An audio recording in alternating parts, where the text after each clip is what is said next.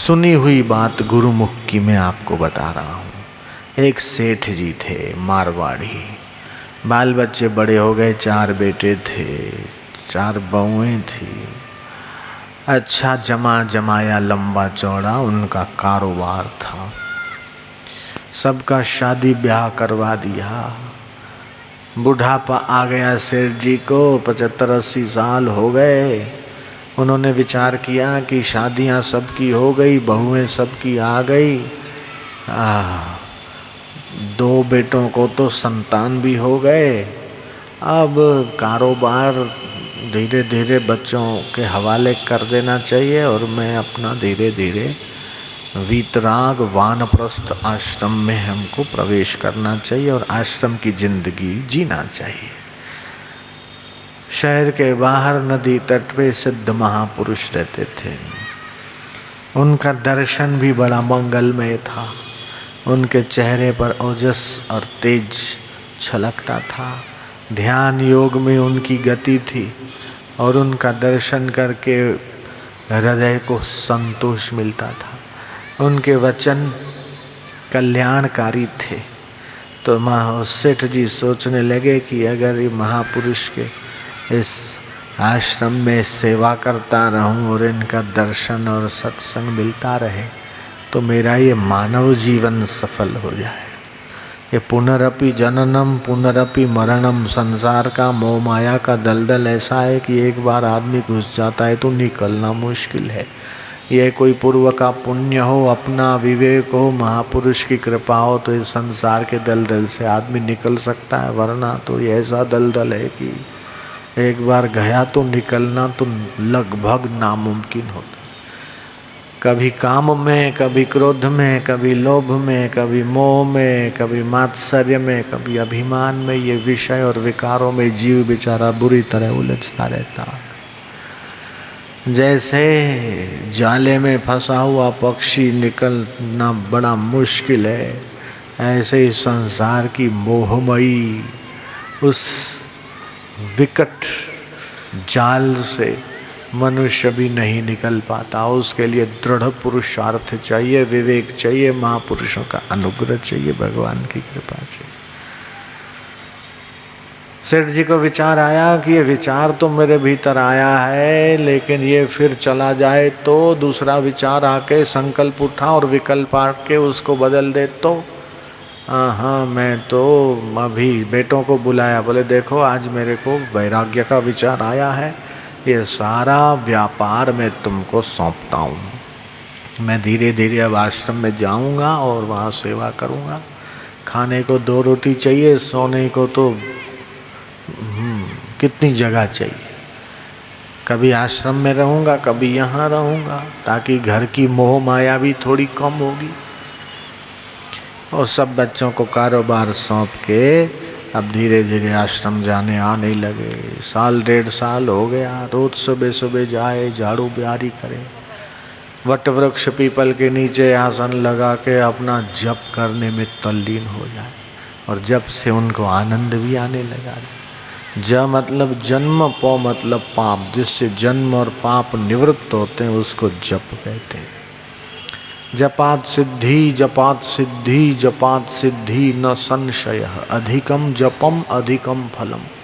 जितना जप अधिक होता है उतना अधिक फल मिलता है और जप से सिद्धि मिलती है। तो उनको 1-1.5 साल में तो सेठ जी को बड़े अच्छे अच्छे अनुभव भी होने लगे। इधर रस मिलने लगा तो संसार का रस छूटने लगा। जब तक जीव को रस नहीं मिलता, आनंद नहीं मिलता, तब तक दुनिया का रस उसका छूटता नहीं। ये खाने का मज़ा, पहनने का मज़ा, भोगने का मज़ा, ये मज़े लेते लेते तो जिंदगी पूरी हो गई। लेकिन अब आत्म मज़ा, वो परमात्मा का मज़ा मिल जाए तो ये बाकी के सुख तो फिर छोटे नन्हे हो जाते हैं। तो अपने आप फिर धीरे धीरे मोह ममता छूटने लगी। कभी गए, कभी न गए, कभी देरी से गए, कभी आश्रम में ही सो गए, ऐसा। और फिर मौन भी रहने लगे। ज़्यादा रिश्तेदारी में, शादियों में इधर उधर जाने को उनकी इच्छा नहीं होती।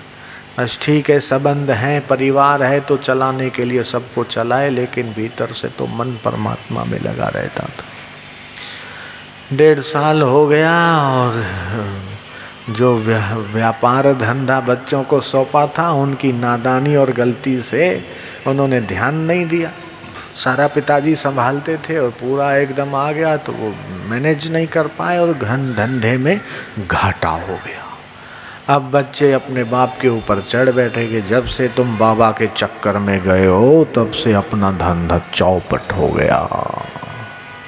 ये दुनिया ऐसी है कि अच्छा करो तो भी सुनाती है और न करो तो भी सुनाती है। कितना भी करो लेकिन सुनाने का अवसर छोड़ती नहीं है। बस वो तो ताक में लगी रहती है कि कब जरा सी चूक हो जाए, गलती हो जाए और हमें सुनाने का मौका मिल जाए। जयराम जी की बोलना पड़ेगा। इसलिए तो संसार को दुखालय कहा है।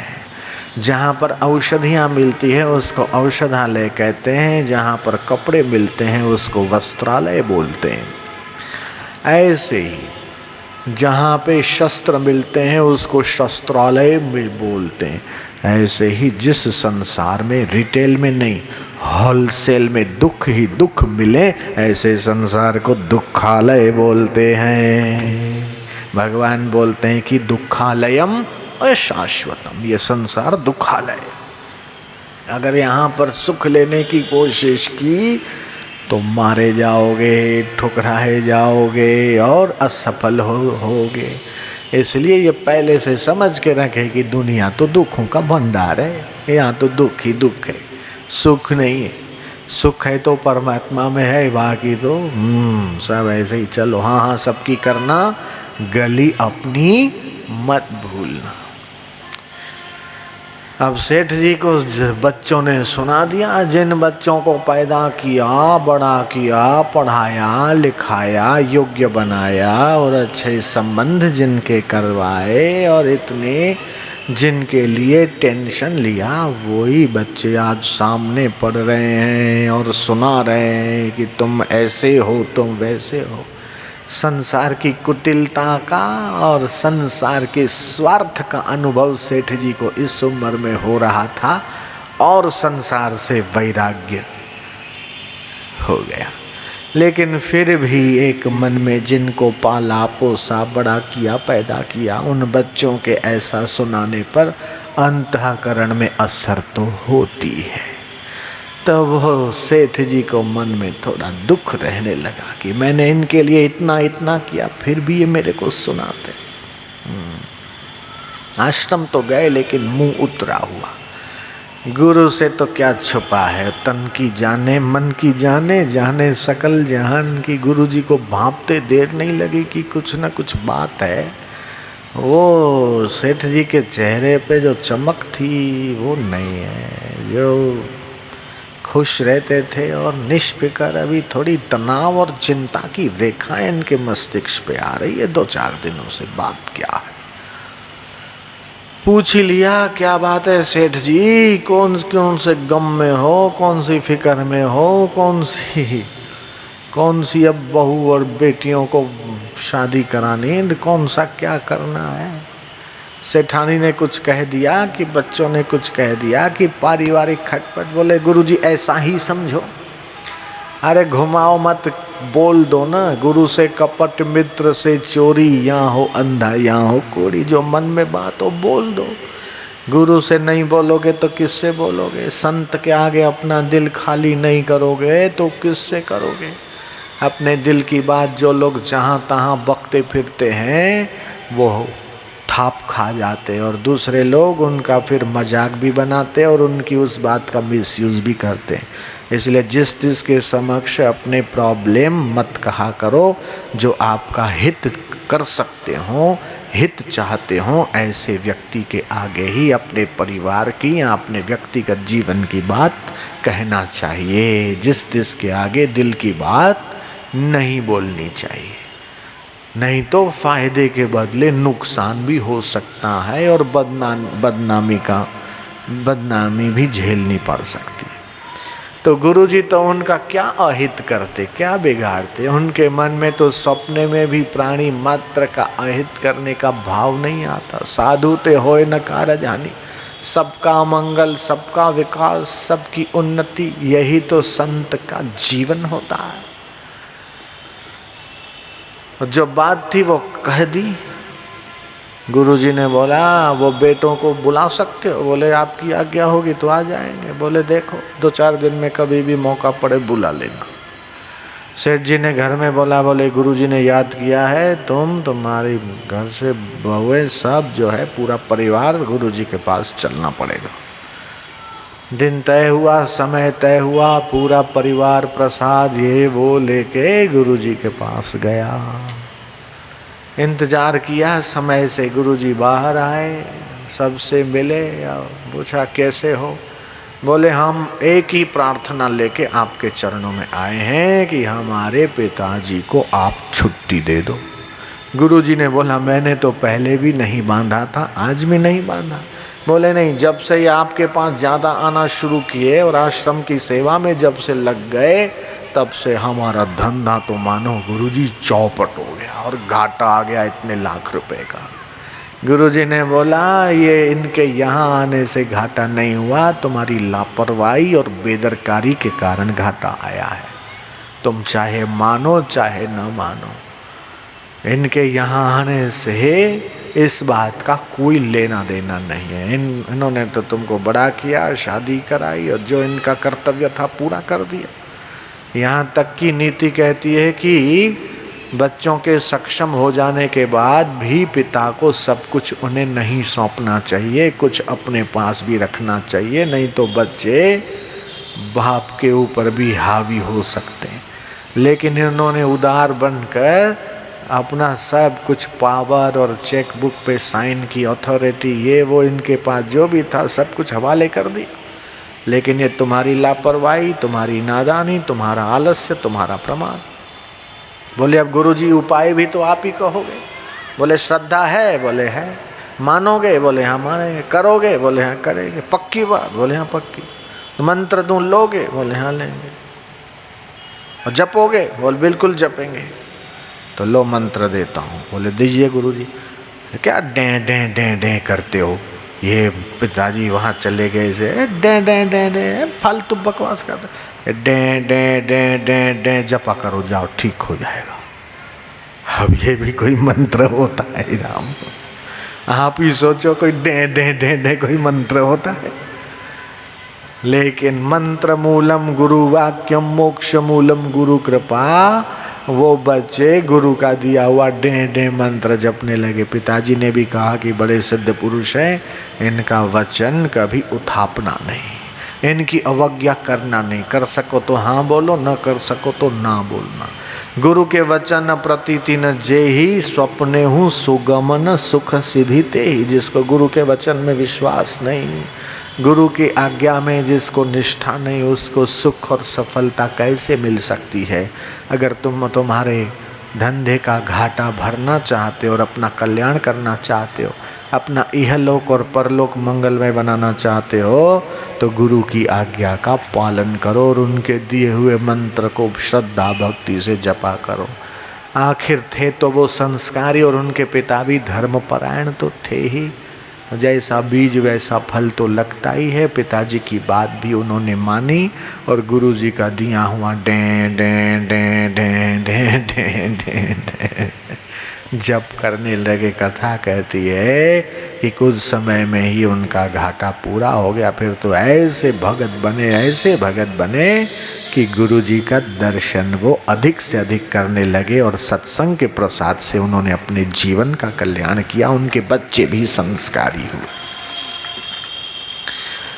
तो महापुरुषों के संदेश से, उनके उपदेश से और उनके मंत्र से अनगिनत लोगों का कल्याण होता है। गंगा नदी को नहीं पता कि मेरी गंगोत्री से गंगा सागर तक पहुंचने में कितने जीवों का कल्याण होता है और कितने लाख कितने करोड़ टन अनाज पैदा होता है, कितनी फल और कितने सब्जियां, कितनी लीची और कितने दशहरी आम मेरे पानी से तैयार होते हैं, ये गंगा को नहीं पता।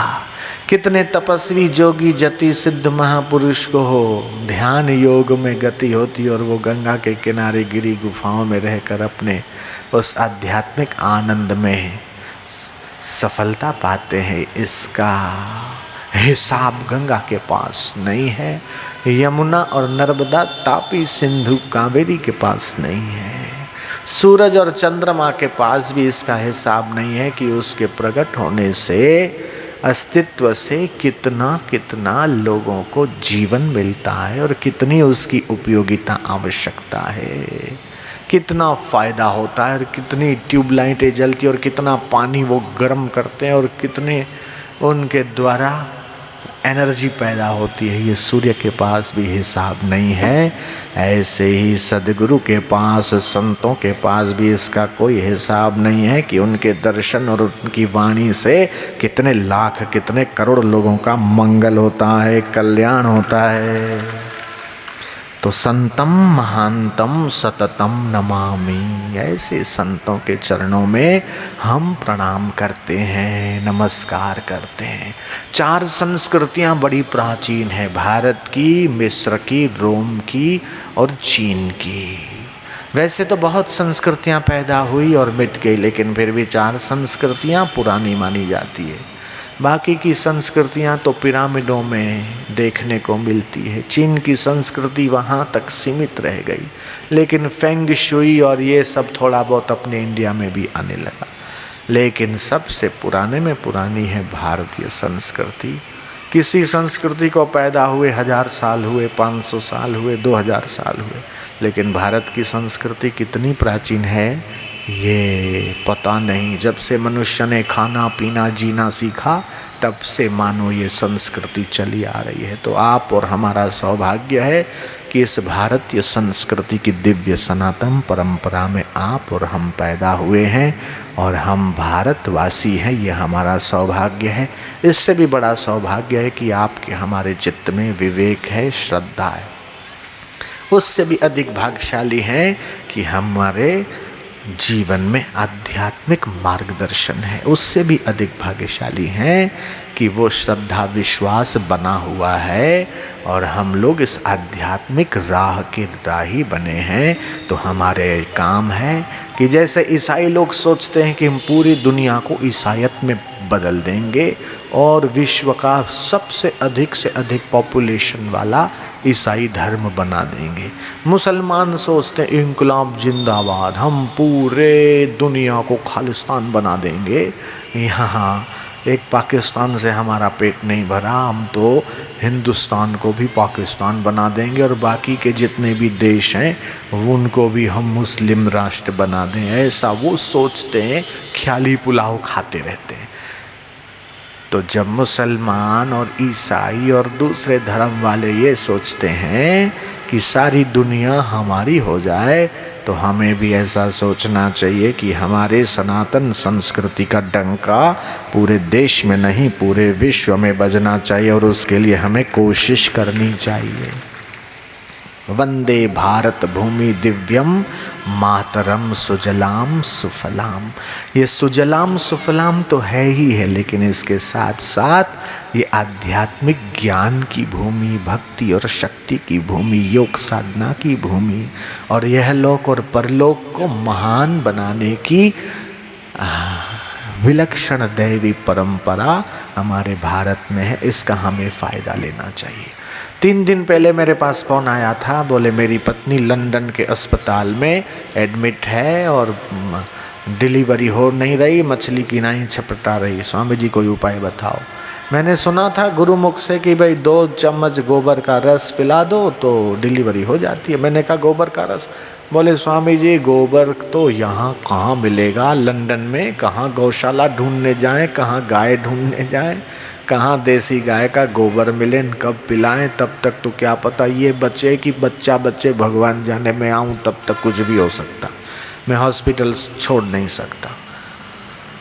मेरे को याद आ गया, मैंने कहा इस बार की विश्व गुरु ओजस्वी पत्रिका में हमने लेख डलवाया है, पेज नंबर 13 में, आप पढ़ लेना, इसी महीने की है। और वो जो लेख है उसमें घंटा और शंख के द्वारा भी कई बीमारियां ठीक हो सकती है। अंग्रेजी डॉक्टर लोग मानते हैं कि एलोपैथी के बिना बीमारी ठीक नहीं हो सकती, ये उनका भ्रम है। उनको ये सोचना चाहिए और वो सोच रहे हैं कि बाकी की 121 चिकित्सा पद्धतियां भी है। होम्योपैथी है, यूनानी है, ये तो प्रचलित है, लेकिन बिना दवाई के भी बीमारियां ठीक हो सकती है। भले कोई इस दुनिया का बड़े में बड़ा डॉक्टर हो, लेकिन मैं उसे बड़े में बड़ा डॉक्टर मानने को तैयार नहीं हूँ। ये मेरा अपना व्यक्तिगत मंतव्य हो सकता है, आप इसमें सहमत हो न हो ये आपकी इच्छा, आपकी मर्जी, लेकिन मैं ये व्यक्तिगत रूप से मानता हूँ इस दुनिया का बड़े में बड़े डॉक्टर अगर कोई है तो वो भगवान सूर्य है, शुद्ध हवा है, शुद्ध पानी है और शुद्ध अन्न है। ये सबसे बड़े में बड़े डॉक्टर हैं, भगवान है। वैद्यो नारायणो हरि, कि भगवान नारायण सबसे बड़े में बड़े वैद्य है। तो जो भगवान के नाम का आश्रय लेगा, भगवान का मंत्र जपेगा, भगवान का ध्यान और प्रार्थना करेगा, तो वो बिना दवाई, बिना इंजेक्शन, बिना कैप्सूल के भी उसकी खतरनाक से खतरनाक बीमारियां ठीक हो सकती है। मेरे पास ऐसे कई केस हैं। मैंने वो लेख पढ़ा था, मेरी पत्रिका में डलवाया, वही लेख की 4 लाइनें मुझे याद आ गई कि कोई अगर बजाए हुए घंटे को धोकर वो पानी अगर प्रसूति जिससे नहीं होती हो, ऐसी स्त्री अगर उस पानी को पीती है तो उसे प्रसूति शीघ्र हो जाती है। मैंने वो लंदन वाले भाई को कहा, मैंने कहा कि घंट बजा के उसको धो के पानी पिला दे। तो बोले यहाँ कहाँ से घंट लाऊं? मैं कहा घंट न मिले तो घंटली तो मिलेगी। घंटली तो आप सबके घर में होती है, छोटी सी, पूजा करते, आरती करते, छोटी घंटी नहीं बजाते इतने हल्की। मैं कहा वो धो ले एक बार, धो के फिर 5-10 मिनट बजा और बोलो ओम अच्युताय नमः, ओम अनंताय नमः, गोविंदाय नमः, नारायणाय नमः, अच्युताय नमः, अनंताय नमः, गोविंदाय नमः, नारायणाय नमः। अच्युत, अनंत, गोविंद और नारायण, ये भगवान के 4 नाम को बोलो और गुरु का थोड़ा ध्यान कर लो श्रद्धा भक्ति से। वो घंटी धो के और वो पानी अपनी पत्नी को पिला दे, और मुझे क्या रिजल्ट आता है फ़ोन करके बताओ। उसका कल परसों फ़ोन था कि स्वामी जी आपने प्रयोग बताया और वो सफल हो गया और बिना ऑपरेशन के डिलीवरी हो गई। तो ऐसे तो एक नहीं कई प्रयोग अपने शास्त्रों में भरे पड़े हैं। आप लोग हजारों लाखों रुपए दवाइयों के और ऑपरेशनों के पीछे क्यों खर्च करते हैं, जब ऐसा वैदिक हॉलिस्टिक थेरापी है, ओजस्वी हॉलिस्टिक वैदिक ट्रीटमेंट या थेरापी इसको अपन नाम दे सकते हैं। तो फालतू डॉक्टर और इंजेक्शन, वकील, टैबलेट हैं, इसके उसके पीछे आप अपने स्वभाव को मधुर बनाओ, वाणी को मधुर बनाओ और वैदिक जीवन जीने की कुछ ऐसी युक्तियाँ सीख लो कि आपका तन तंदुरुस्त रहे, आपका मन प्रसन्न रहे और आपकी बुद्धि तनाव रहित रहे। आप स्वयं भी खुश रहो और जिससे मिले वो मिलो, खुशी का प्रसाद बांटते रहो। आपका ऐसा जीवन होना चाहिए।